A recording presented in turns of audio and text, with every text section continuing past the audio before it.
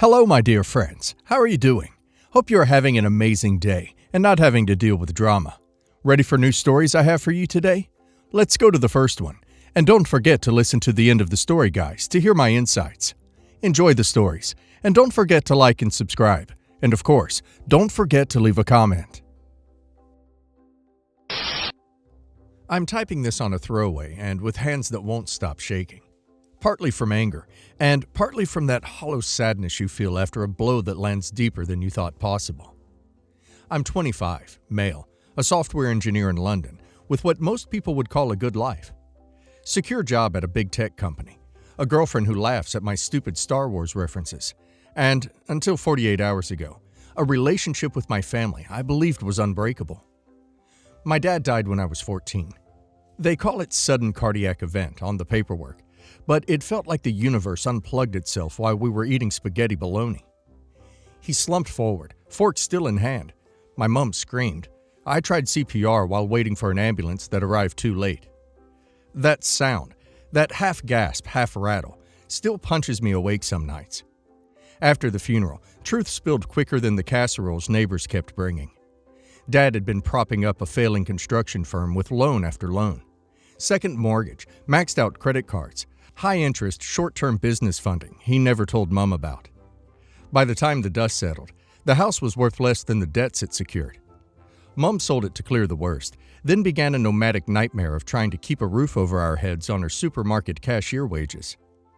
I watched Mom fold herself in half under the weight. Extra shifts that left her feet raw, budgeting notebooks filled with microscopic handwriting. Silent tears when she thought my sister and I were asleep. My sister Jenna, 2 years younger, processed grief by clinging to Mom so hard they seemed fused. I processed by turning anger into momentum. I got an after-school job the week after my 16th birthday, followed by freelance coding gigs I squeezed in between A-level revision. At 18, I deferred uni to launch a tiny app security startup with two mates who were equally allergic to the 9-to-5 track. We coded in a damp garage lit by fairy lights because the bulb broke and we never replaced it. 18 months later, a mid-sized cybersecurity firm bought our IP for what, to a kid from council estate rent arrears, felt like monopoly money. First thing I did was buy a modest 2-bed flat on the outskirts of the city so Mom could stop bleeding cash to landlords. She cried on the bare parquet, saying she'd never imagined owning a home again. Jenna squealed at the bigger bedroom and promptly plastered One Direction posters on the wall. Life steadied. I enrolled in a computer science degree part-time while contracting for the firm that bought us. Jenna breezed through sixth form on charisma and borrowed clothes, the kind of pretty that powers entire friendship circles.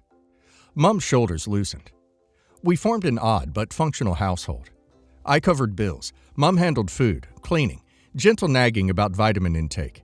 Jenna, meanwhile, contributed little financially, but brought sparkle, birthday banners, playlists, stories about parties that made our kitchen feel less like a shrine to slog.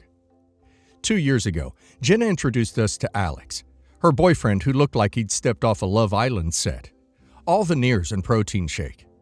Nice enough lad, if alarmingly obsessed with crypto. They broke up, reunited, broke up again. 6 months ago, Jenna announced she was pregnant and keeping the baby. Mom reacted with unfiltered joy, as though the universe had delivered a replacement for everything it stole. Jenna moved Alex into the flat without really asking. Suddenly, my futon wedge felt like a sardine tin. My girlfriend, Maya, started staying over, and we'd bump elbows brushing teeth. I'd planned to save another year before moving out, but morning sickness, Maya's weekend bags, and Alex's blender whirring at 6 a.m. convinced me the timeline needed acceleration. Big tech recruiters had circled since I published an open-source encryption library.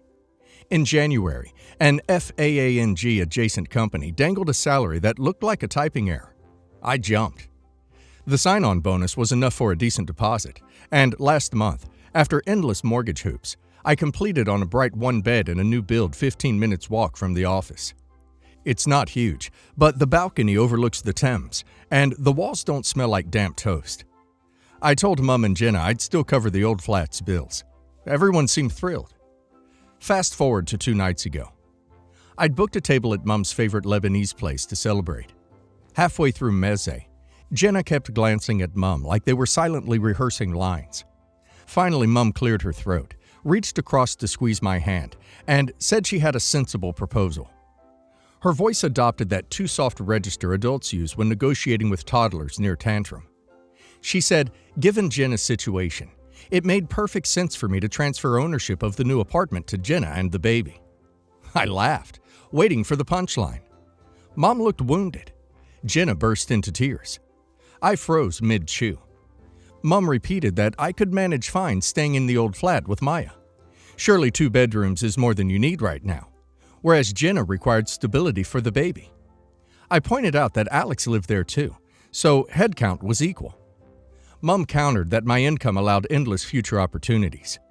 Jenna had to think short term. I asked why Alex's income, a patchwork of fitness influencer deals and day trading, wasn't part of the equation. Mom said babies need nests, not risk. The restaurant went muffled, like someone plunged me into water. I told them calmly I wasn't signing over the apartment. It was purchased with my money for my future. I offered to continue paying for the old flat, and even kick in extra for baby supplies until Alex's business stabilized.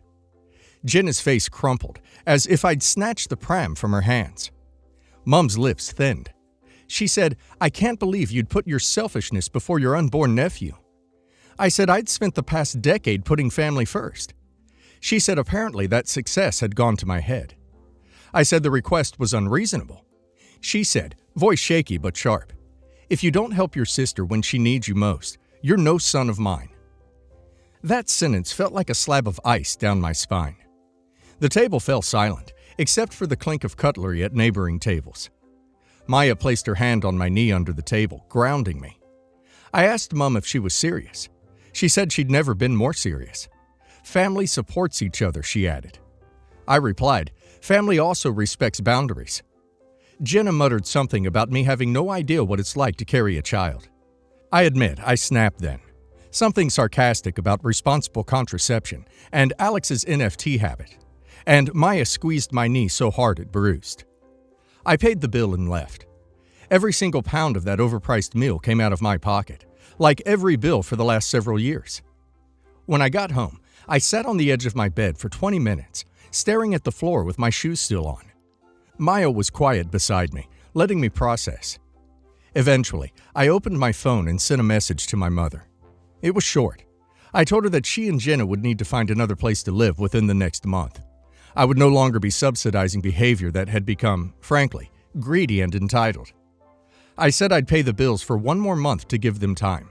But after that, I'd be cutting all financial support beyond what was already agreed in writing. I told her I still loved her, but I wasn't going to let her manipulate me, guilt me, and treat me like a wallet with a heartbeat. No reply, just a red receipt. By morning, it had exploded. My cousin messaged first, something passive-aggressive about how, wow, your pregnant sister needed a stable place to live, and you kept the nice new apartment all to yourself. Selfish much? Then my aunt called and left a long, judgmental voicemail about throwing your mother and pregnant sister into the street. Jenna posted a crying selfie on her Instagram story, captioned, when the one person you thought would protect you turns his back, broken heart emoji. I received no fewer than 5 texts that started with, I don't want to get involved, but, and then did exactly that. The theme was the same. How could I? How could I kick out a pregnant woman? How could I evict my own mother after everything she did for me? How could I be so cold, so rich, so comfortable, and still deny my sister a chance to start her family in peace?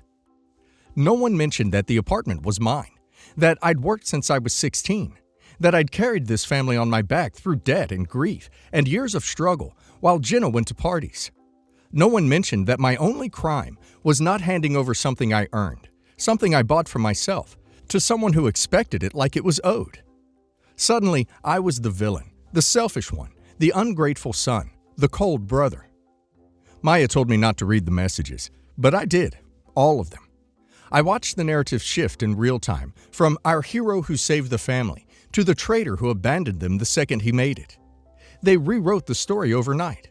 Erased the years I slept on a futon while paying bills, the nights I ate instant noodles so Mum and Jenna could have proper dinners. All gone. All irrelevant now because I had said no. And that was the word they couldn't stand. No. Jenna's pregnancy had become a moral trump card. Saying no to her now wasn't a boundary, it was cruelty. In their eyes, I wasn't just refusing to give her an apartment. I was dooming a baby, condemning my own flesh and blood to suffer. And no amount of logic could counteract that emotional manipulation. It didn't matter that I offered help. It didn't matter that I was still covering their household for another month. It didn't matter that Alex, the baby's actual father, was still living there, still jobless, still not offering a single penny. In their eyes, I was the one who failed. I haven't responded to any of them. I don't have the energy to explain what fairness is to people who only understand entitlement. But deep down, it still hurts. Because I didn't want this. I didn't want a war. I didn't want to lose my family. I just wanted a home of my own, a space to breathe, a life that wasn't always about fixing someone else's mess. Now, I have my apartment, my peace, my quiet, but the silence feels heavier than I thought it would. So here I am, Reddit. Tell me the truth. Am I the a-hole for refusing to give my new apartment to my pregnant sister and kicking my mother and sister out? OP is definitely not the a-hole. Let me get this straight. OP worked from age 16, built a startup, paid off his family's debt, bought them a home, kept them afloat for years. And now he's being branded the villain because he won't just hand over the one thing he bought for himself? OP's sister got pregnant, not evicted. She has a partner. She has an apartment that OP is still paying for. And yet somehow OP is the heartless monster? OP needs to let them call him selfish. Let them sulk. Let them post their little Instagram sob stories. Because at the end of the day, OP is the only reason they had stability for as long as they did. OP didn't kick out a pregnant woman. OP finally kicked out entitlement. And now let's hear the community's opinion. You didn't just buy property, you bought peace. And for the first time, you tried to claim it for yourself. The way your family rewrote your whole story the moment you stopped giving is so incredibly painful, but also so revealing.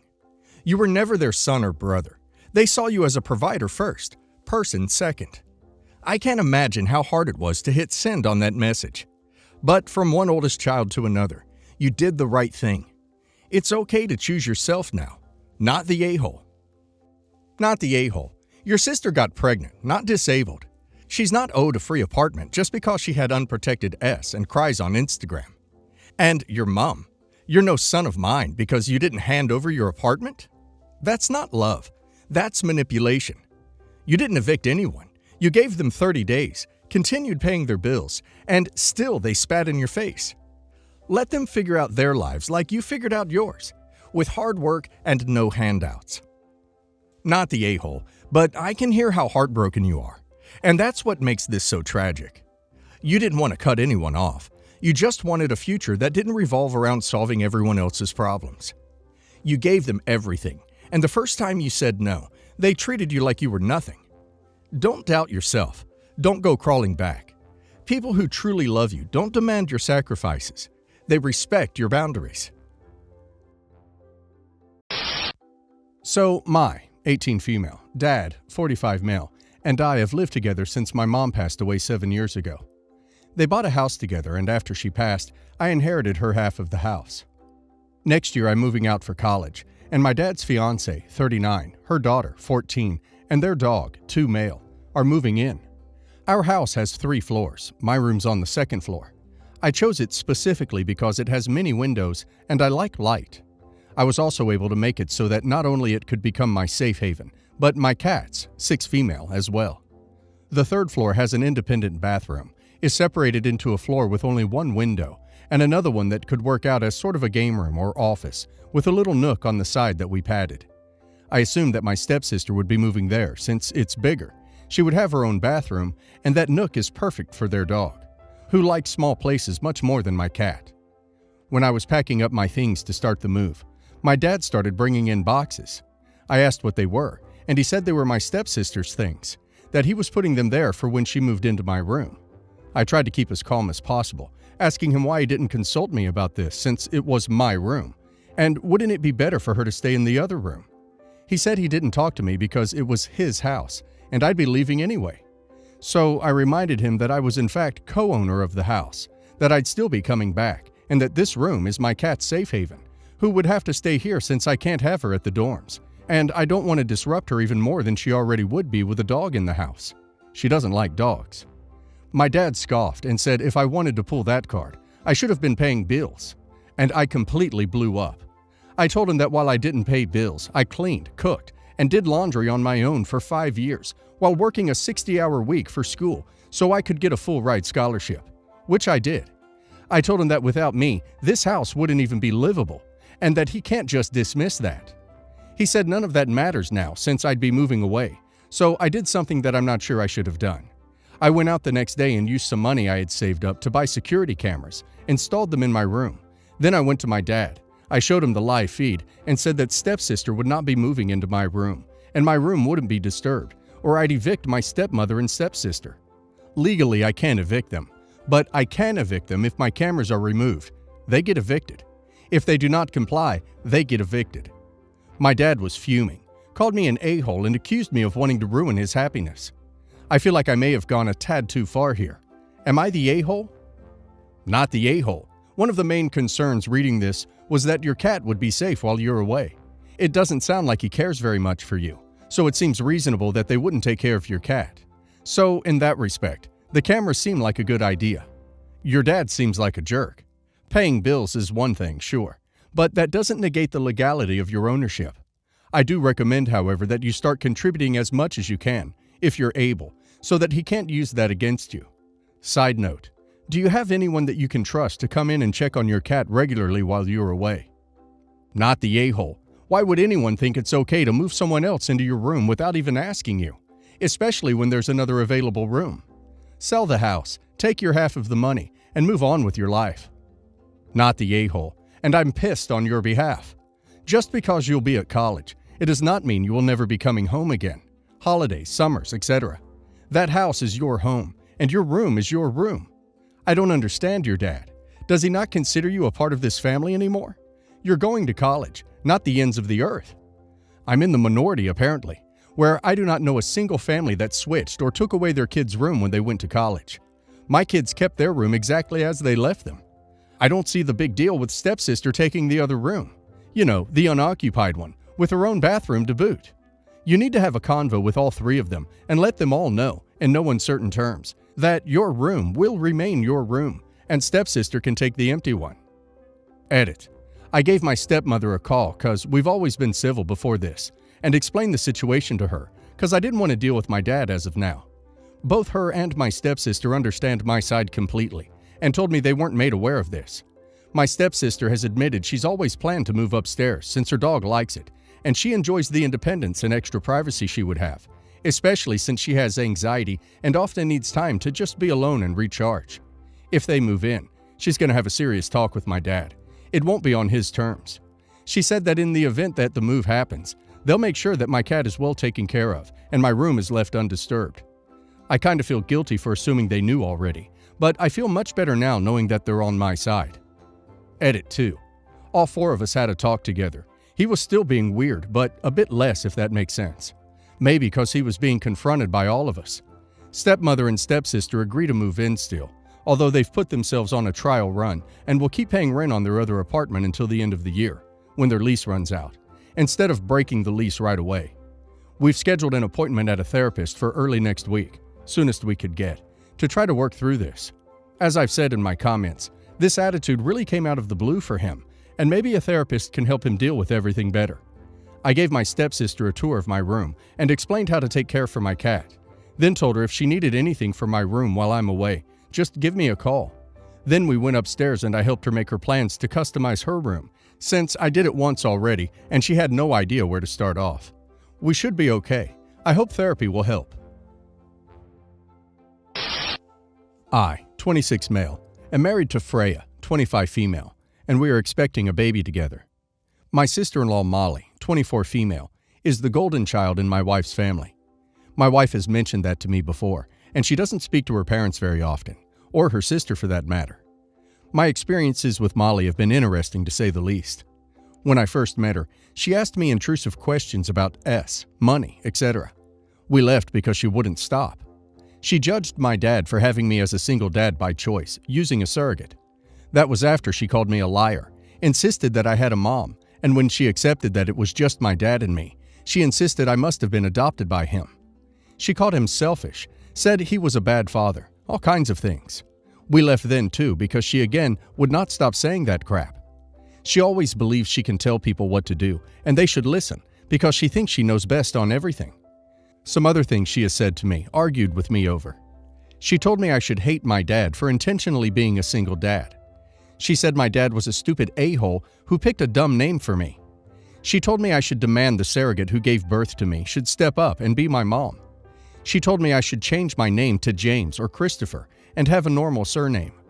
Freya and I ended up becoming more distant from Molly when Molly seemed to seek us out just to share more of her wisdom with us. Then a few months ago, she reached out to Freya and said she had nobody else but their parents, and how her friend had broken up with her by calling her names and saying she was insufferable. Freya was trying to see if she and Molly could be closer. She had Molly apologize to me, and they were slowly building up a relationship. Then, several days ago, Molly asked what we were naming our baby. Freya said we were not sharing it until the baby was born. She told us to name the baby Emily or Henry. She said that we shouldn't give the baby a dumb name like mine. Freya told her we were not taking suggestions for names. She told me I shouldn't be like my dad. I should be better and not give our kid a dumb name. She brought up how her parents thought she had the best baby names. Freya told her she didn't care what their parents thought, that this was our baby and we would name them. Molly told Freya that she shouldn't discard their parents since they raised them and that she was always the wiser one and people need to listen to her more because she gives out good advice to people. Then she suggested my father had bad motives for having me alone, and I snapped. I told her it was no wonder nobody liked her or wanted her around because she was a spoiled, judgmental a-hole, and I was sick and tired of hearing her stupid ducking advice because she's clueless. Molly burst into tears and called me an a-hole. Freya laughed and told me it was what she was thinking. Molly sent a text to Freya after saying what I said was so mean. Am I the a-hole? OMG, I loved your answer. She is alone for her attitudes, and she keeps doing it. She deserves to be alone. Go no contact with her. It's better for you and your future son. Not the a-hole. I think it is really telling if Molly's friend can't even stand her anymore. Makes me wonder if her behavior with you and Freya is very common and nobody really likes her because of it. Definitely stay away from her and her drama. Don't let Molly be in your home ever again. Freya may be thinking that Molly can babysit, but that should be a privilege that she has to earn. She's triggering you, and that is more important right now. If Freya wants to see Molly, it needs to be away from you and never in your home. You need space to figure out how to stop being triggered by her. I, 26 male, have a diary. I write in it for stress relief and to vent. It started off as a self-therapy thing, but it works. I don't write in it every day. My sister Kay, 25 female, and I don't have the best relationship. We were both competitive kids. Our parents always compared us and favored which kid was doing better. I don't think they even understand what they were doing or how it screwed us up. So we competed with each other to get the best grades, the most awards, the better friends. We also sabotaged each other a lot. We went to the same college and it got even worse. When we were in college, my sister got in trouble for dating a guy my parents didn't approve of. I thought it was a chance to one-up her, and I started dating a girl, M, who my parents would love. We dated for a year, and with pressure from my parents, we got married. Although my feelings for M weren't big in the beginning, they grew stronger over time.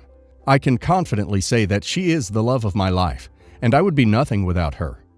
One morning, M started acting strange. She avoided me. Later that day, she sat me down and said that she was sent an email which I had written about her.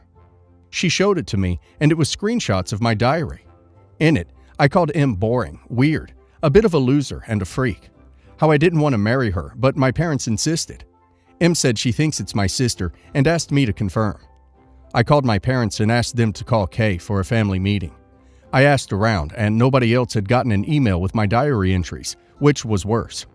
Kay came in with her new boyfriend, and I screamed at her for sending my wife my old thoughts and ruining our relationship. I called her a jealous psycho. Kay yelled back that I lied to my parents, and M and they deserved to know. Kay's boyfriend tried to stop us from arguing.